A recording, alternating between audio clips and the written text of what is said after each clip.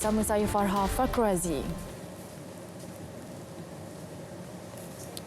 Mahkamah Tinggi Kuala Lumpur membenarkan permohonan bekas Perdana Menteri Datuk Seri Najib Razak untuk menangguhkan pelaksanaan hukuman penjara 12 tahun dan denda RM210 juta sehingga rayuan didengar dan diputuskan. Hakim Muhammad Nazlan Muhammad Ghazali bagaimanapun mengenakan syarat tambahan iaitu wang jaminan ditambah RM1 juta menjadikan RM2 juta. Hakim juga memerintahkan jaminan dibayar hari ini dengan 2 penjamin. Mahkamah Tinggi Kuala Lumpur menjatuhkan hukuman penjara berjumlah 72 tahun dan denda RM210 juta terhadap Datuk Seri Najib Tun Razak selepas mendapati beliau bersalah atas 7 pertuduhan. Pertuduhan tersebut ialah pertuduhan pecah amanah jenayah, pengubahan wang haram dan penyalahgunakan kedudukan melibatkan RM42 juta dana SRC International Sendirian Berhad. Datuk Seri Najib bagaimanapun hanya perlu menjalani hukuman penjara selama 12 tahun setelah Hakim Mahkamah Tinggi Muhammad Nazlan Muhammad Ghazali memerintahkan hukuman penjara itu dilaksanakan serentak. Beliau juga perlu melapor diri pada 1 dan 15 hari bulan setiap bulan di Balai Polis Berhampiran. Bagi kesalahan salah guna kuasa, Datuk Seri Najib dikenakan hukuman penjara 12 tahun dan denda RM210 juta iaitu 5 kali ganda nilai suapan atau rasuah. Manakala bagi 3 kesalahan pecah amanah, dia dijatuhkan hukuman penjara 10 tahun setiap satu pertuduhan. Sementara bagi 3 kesalahan pengubahan wang haram amla, Datuk Seri Najib juga dihukum penjara 10 tahun setiap pertuduhan. Tiada hukuman denda dikenakan terhadap pecah amanah dan pengubahan wang haram. Hakim Muhammad Nazlan dalam keputusannya berkata, hukuman bukan bertujuan menghukum bersalah tetapi sebagai peringatan kepada masyarakat. Beliau turut mengambil kira sumbangan tertuduh sebelum ini kepada rakyat dan negara ketika menjawat jawatan Perdana Menteri. Dalam pada itu, menerusi kenyataan media, Perdana Menteri Tan Sri Muhyiddin Yassin berkata kerajaan menghormati dan mengambil maklum keputusan Mahkamah Tinggi. Beliau menggesa semua pihak terus meletakkan kepercayaan kepada sistem perundangan serta kehakiman negara sebagai badan bebas dan berkecuali. Tan Sri Muhyiddin juga memahami perasaan dan sentimen rakan-rakan namun menegaskan kerajaan Perikatan Nasional sentiasa menegakkan prinsip kedaulatan undang-undang. Kerajaan juga menghormati hak Datuk Seri Najib untuk merayu atas hukuman yang diputuskan oleh mahkamah. Justru rakyat diminta memberi ruang kepada proses undang-undang bagi memastikan keadilan dapat ditegakkan.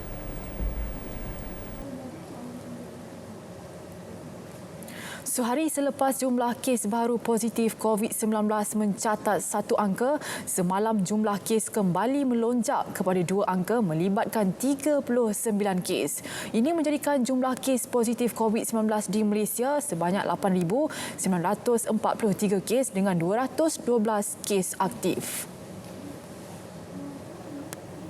Ketua Pengarah Kesihatan Datuk Dr. Nur Hisham Abdullah dalam satu kenyataan berkata, daripada 39 kes baru, 11 kes adalah kes import yang telah mendapat jangkitan di luar negara, membabitkan 4 warga negara dan 7 bukan warga negara. Daripada 28 kes penularan di dalam negara pula, 22 kes adalah dalam kalangan warga negara dan 6 kes melibatkan bukan warga negara. Sarawak mencatat jumlah kes baru tertinggi sebanyak 19 kes dengan 7 kes daripada kluster Sentosa dan 4 kes masing-masing daripada kluster kejuruteraan Kuching dan kluster baru dinamakan kluster Saktok.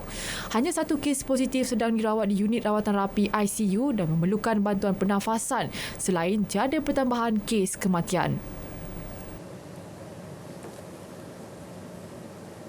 Sementara itu, Kementerian Kesihatan mengesan 2 lagi kluster baru iaitu kluster PUI Siva Ganga India dan kluster Saktok. Kes indeks kluster PUI Siva Ganga India merupakan pemastautin tetap yang pulang ke Malaysia dari India pada 13 Julai. Hasil saringan di pintu masuk KLIA didapati negatif namun individu berkenaan tidak mematuhi syarat Perintah Pengawasan dan Pematian di Rumah HSO dan hasil saringan ulangan didapati positif. Individu berkenaan kini dirawat di Hospital Sultanah Bahiah Kedah. Hasil pengesanan kes secara aktif mendapati 5 dikesan positif melibatkan 4 bukan warga negara. Kesemua kes positif ini berkongsi tempat kediaman dengan kes indeks. Kluster Satok pula dikesan susulan saringan COVID-19 di di sebuah pasar di Satok, Kuching. 229 peniaga disaring, 4 dikesan positif. Kesemua kes positif adalah tidak bergejala dan telah dimasukkan ke Hospital Umum Sarawak untuk rawatan. 1,631 individu telah pulang ke tanah air melalui pintu masuk sempadan antarabangsa bagi tempoh 24 sehingga 27 Julai lalu. Menteri Kanan Keselamatan Datuk Seri Ismail Sabri Yaakob menerusi satu nyataan berkata mereka semua telah ditempatkan di 9 stesen kuarantin bertempat di Kuala Lumpur, Negeri Sembilan, Pulau Pinang dan Johor. Semua individu berkenaan telah pulang dari 22 negara antaranya Filipina, Qatar, Pakistan, Hong Kong, India, Jepun, China, Belanda dan Australia. Selain itu, pihak polis melakukan 1,776 pemeriksaan terhadap individu yang menjalankan kuarantin wajib 14 hari di kediaman masing-masing. Pemantauan bersama Kementerian Kesihatan itu dilaksanakan bagi memastikan individu terbabit mematuhi prosedur operasi standard ditetapkan. Dalam pada itu, 210 individu telah ditahan atas pelbagai kesalahan ingkar arahan Perintah Kawalan Pergerakan PKP. Daripada jumlah tersebut, seramai 10 individu telah direman manakala 1 individu telah dijamin. Tindakan kompaun pula dikenakan ke atas 199 individu. Ia membabitkan 72 aktiviti pub dan kelab malam, manakala 138 lagi atas pelbagai kesalahan tidak mengikuti prosedur operasi standard. Dilaksanakan di lebih 4,230 pasaraya, 5,883 restoran, 1,508 penjaja, 1,398 kilang, 3,720 bank dan 835 pejabat kerajaan. Pelancaran sambutan Bulan Kebangsaan dan kempen Kibar Jalur Gemilang 2020 yang diadakan di Putrajaya disaksikan secara siaran langsung menerusi penggabungan dua elemen fizikal dan digital bertempat di Dewan Auditorium Sekolah Antarabangsa Labuan. Timbalan Ketua Pegawai Eksekutif Perbandaran Perbadanan Labuan, Ridwan Muhammad Ismail berkata ianya dilaksanakan mengikut prosedur operasi standard SOP yang ditetapkan dengan amalan norma baharu.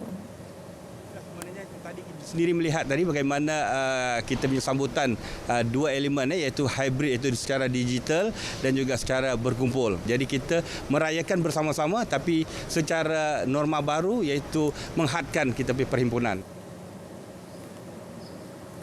Beliau melepaskan konvoi Semarak Merdeka dan kempen Kibar Jalur Gemilang peringkat Labuan mewakili Ketua Pegawai Eksekutif Perbadanan Labuan Dr. Fari Akmal Osman.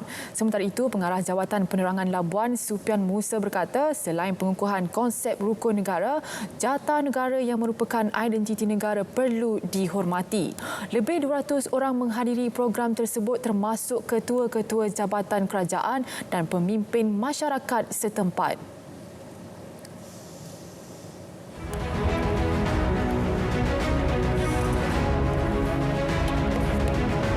Kepercayaan kepada Tuhan, kesetiaan kepada raja dan negara, keluhuran perlembagaan, kedaulatan undang-undang, kesopanan dan kesusilaan.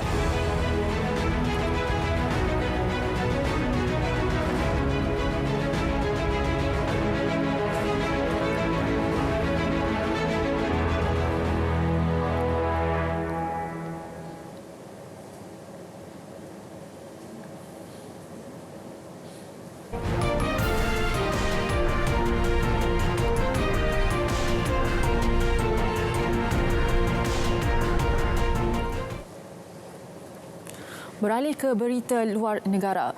Indonesia kekal menjadi negara Asia Tenggara yang mencatatkan kes COVID-19 paling tinggi. Ketika ini, negara itu merekodkan 102,051 kes dengan jumlah kematian keseluruhan mencecah 4,901 orang. Berdasarkan data rasmi Kerajaan Indonesia, seramai 46,648 pesakit masih dalam pemantauan. 63 lagi kematian dicatatkan semalam, manakala kes positif baru adalah sebanyak 1,748 kes. Daerah Jawa Timur mencatatkan kes positif keseluruhan tertinggi iaitu 21,125 kes. Ia diikuti Jakarta 19,995 kes dan selebihnya di 32 wilayah lain. Jawa Timur juga mencatatkan jumlah kematian keseluruhan tertinggi iaitu 1,630 orang, diikuti Jakarta 784 kematian. Seramai 582 pesakit di Jawa Tengah terkorban, manakala Sulawesi Selatan mencatatkan angka kematian 311 nyawa. Presiden Filipina Rodrigo Duterte menggesa pelaksanaan hukuman mati terhadap kesalahan berkaitan dadah dilakukan menerusi suntikan maut. Saranan itu dibuat sebagai usaha mengembalikan hukuman mati bagi kesalahan narkotik. Menurut Duterte, pengenalan undang-undang hukuman mati menerusi kaedah itu perlu disegerakan.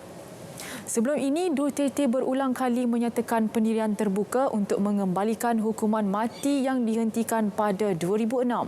Usaha memperkenalkan semula hukuman mati menjadi antara agenda utama pentadbiran Duterte.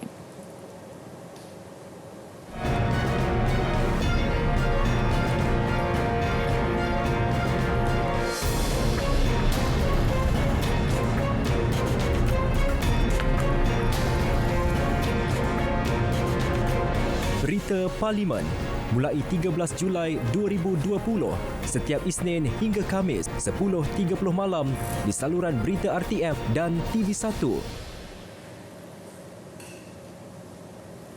Isu pemalsuan kad pengenalan, Wakil Parit Datuk Muhammad Nizar Zakaria membangkitkan itu pada sesi perbahasan di Dewan Rakyat semalam. Beliau bertanyakan adakah terdapat perancangan untuk menukar kad pengenalan yang berteknologi tinggi bagi mengelak sindiket pemalsuan kad pengenalan.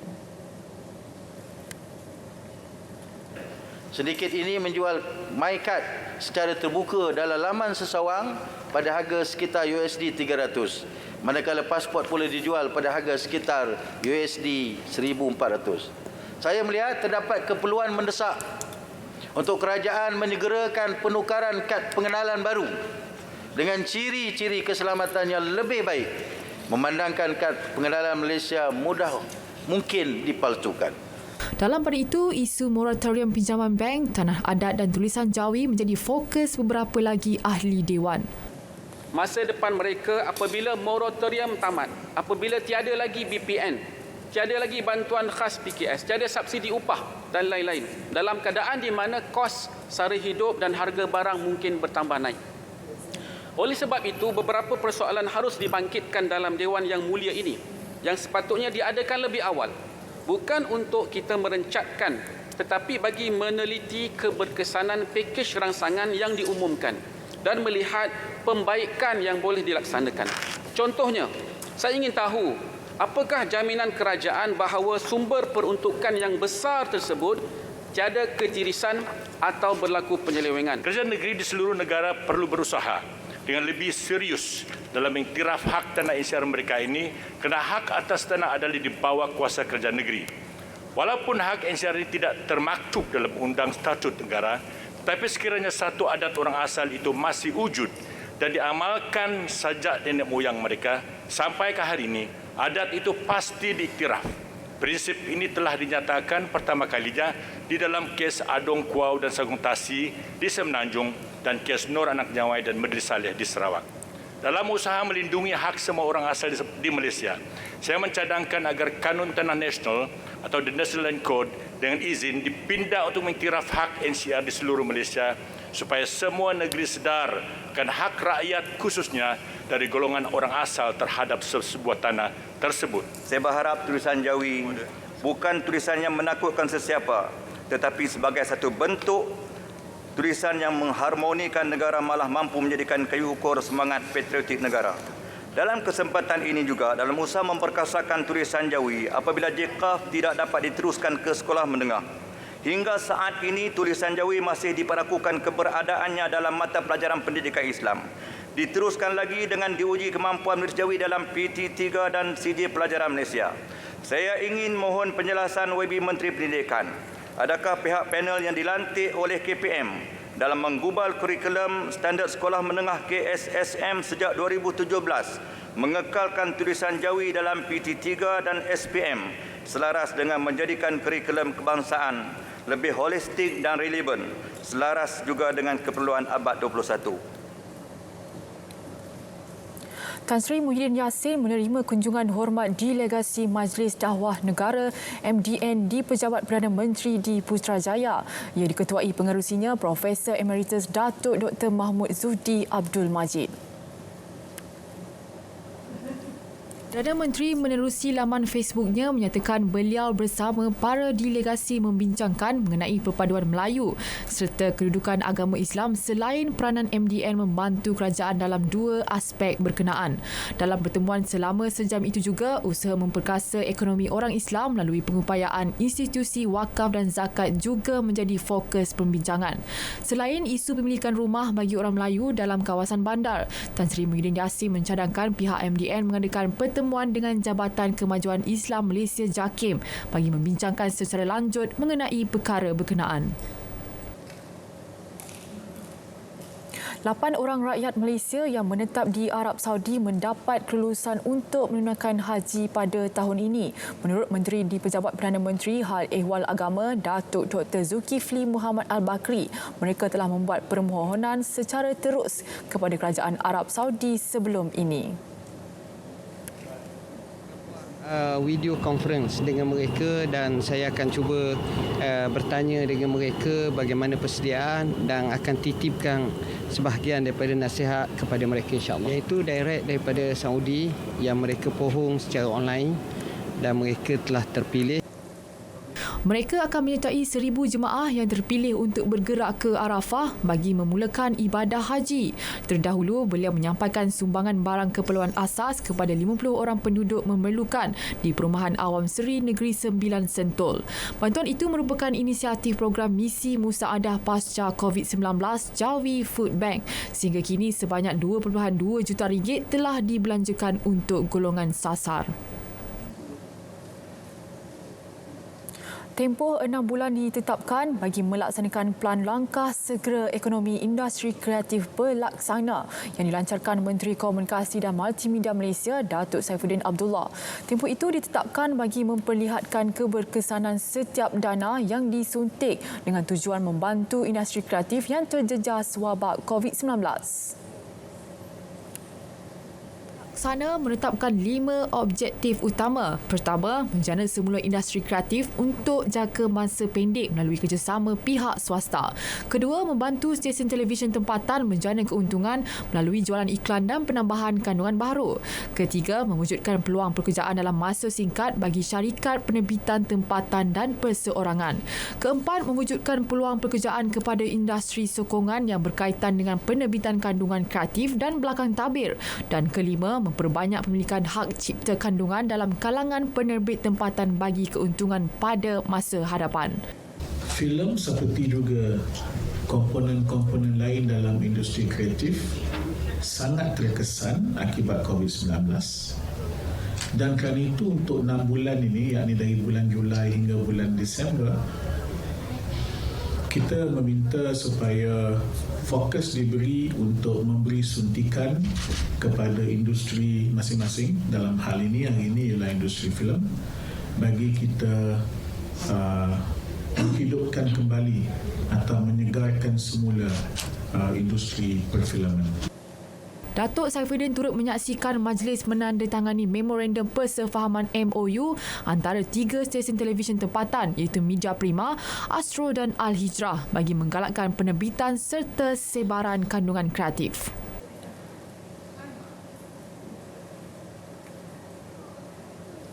Sebanyak 5,747 perniagaan telah mendaftar di bawah aplikasi My Sales Tracker. Jelas Menteri Perdagangan Dalam Negeri dan Hal Ehwal Pengguna KPDN HEP, Datuk Alexander Nantalinggi, ini akan memudahkan pengguna menyimak kesahihan penganjuran jualan murah dan membuat perbandingan harga produk. Kita akan buat promosi kempen jualan Malaysia ini dan kempen beli barangan Malaysia ini ke negeri-negeri dan juga ke pekan-pekan. Beliau melancarkan kempen jualan Malaysia yang akan dilaksanakan sehingga 31 Disember tahun ini. Kempen beli barangan Malaysia KBBM disambut baik penduduk Pulau Pinang. Kempen berkenaan dianggap tepat pada masanya dan memberi manfaat kepada rakyat maupun golongan usahawan. Timbalan Presiden Liga Muslim Dr. Syahul Hamid berkata ia mampu memberi kesan positif kepada perkembangan ekonomi negara. Apabila kita mempunyai barang-barang yang berkualiti yang sama standard dengan keluaran-keluaran daripada negara-negara luar, mengapa tidak kita membelinya? Membantu, menyokong, menaikkan ekonomi negara kita serta martabat perdagangan kita di persada dunia lah. Jadi untuk merangsangkan ekonomi, saya rasa belian barang-barang tempatan itu amat dialu-alukan. Karena kita nak merangsangkan lagi kita punya domestik ekonomi. Barulah kita boleh dapat menghidupkan lagi company-company syarikat-syarikat yang telah lama terkena kesan COVID-19. Beliau optimis kerajaan berupaya mengatasi pengaliran keluar wang sekiranya rakyat berganding bahu memastikan kempen membeli barang buatan Malaysia tercapai. Dua sindiket pengedaran dadah Indonesia-Malaysia lumpuh selepas 296.8 kilogram pelbagai jenis dadah bernilai 26 juta ringgit dirampas dalam operasi Op Heron dan Water Request pada 22 hingga 24 Julai. 23 individu termasuk ketua sindiket ditahan dalam 13 serbuan. Rampasan dadah itu terbesar sepanjang tempoh Perintah Kawalan Pergerakan PKP dilaksanakan. Menurut Pengarah Jabatan Siasatan Jenayah Narkotik Bukit Aman, Datuk Ramli Din, operasi dijalankan di 4 negeri iaitu Selangor, Johor, Kuala Lumpur dan Pahang. Jadi di dalam Op Heron ini, kita percaya telah berjaya melumpuhkan satu sindiket pengedaran dadah ke Indonesia dan juga ke Sabah, di mana pengedaran ke Indonesia ini dibuat melalui pantai-pantai di negeri Johor, di Melaka dan juga di negeri Sembilan. Manakala untuk pengedaran di Sabah dijalankan melalui udara. 15 kenderaan dianggar bernilai 2.4 juta ringgit disita, juga wang tunai kira-kira 1.3 juta ringgit serta pelbagai barang kemas dan jam tangan. Kesemua suspek direman sehingga 31 Julai, saki-baki anggota sindiket sedang diburu.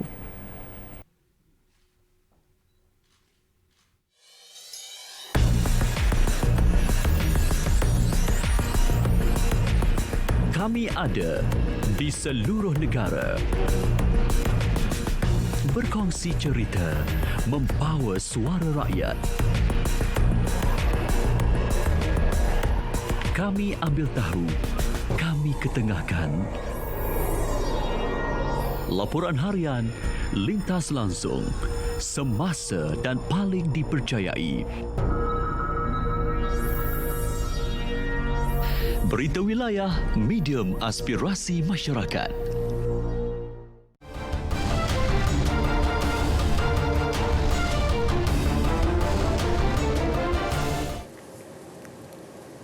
Baik, kita ke perkembangan sukan. Malaysia diumum menjadi tuan rumah kepada baki perlawanan Zon Timur Kumpulan G dan H kejohanan Liga Juara Persekutuan Bola Sepak Asia AFC 2020. Menurut AFC, Persatuan Bola Sepak Malaysia FAM diberikan hak penganjuran untuk perlawanan Kumpulan G dan H yang dijadualkan pada 17 Oktober hingga 1 November. Selain itu, Malaysia juga akan menjadi tuan rumah pusingan 16 pasukan membabitkan perlawanan bagi pasukan daripada kedua-dua kumpulan itu pada 4 November, 2 perlawanan suku akhir pada 25 November dan 1 perlawanan separuh akhir 3 hari kemudian. Kesemua perlawanan pusingan kalah singkir dimainkan sekali sahaja walaupun dalam perancangan awal AFC menggunakan format perlawanan timbal balik sebelum dibatalkan akibat pandemik COVID-19 di seluruh dunia pada Mac lalu. Kumpulan G terdiri daripada klub dari Jepun Vissel Kobe, klub China Guangzhou Evergrande FC, Suwon Samso Blue Wings dari Korea Selatan dan wakil tunggal negara Johor Darul Takzim JDT.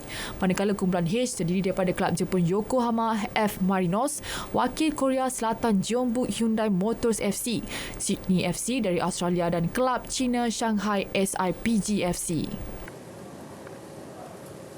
Siri perlawanan persahabatan akan menjadi medan ujian buat skuad rugby 7 sepasukan negara menghadapi perlawanan kompetitif dan mengembalikan prestasi terbaik selepas berehat panjang akibat COVID-19. Perkara itu dijelaskan Ketua Jurulatihnya Muhammad Saizul Hafifi Muhammad Nur yang akan menjadikan perlawanan persahabatan itu untuk menilai pasukannya.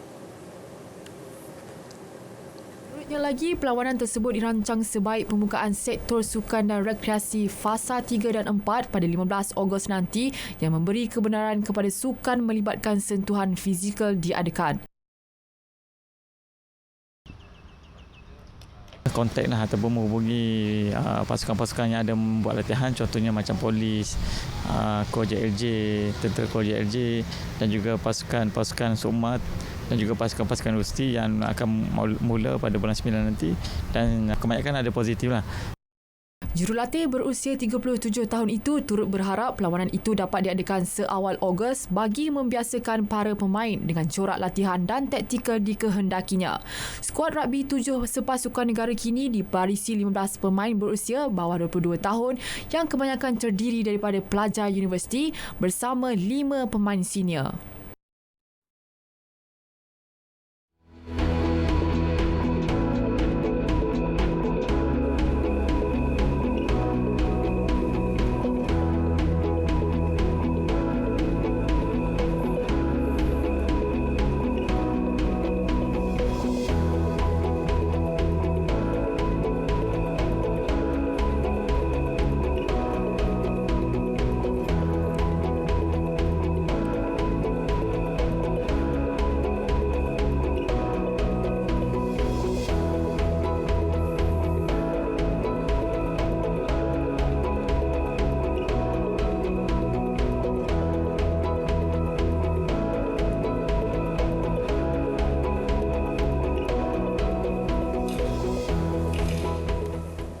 Baik, berita pagi berakhir di sini. Kekal setia bersama semua buletin kami di saluran berita RTM.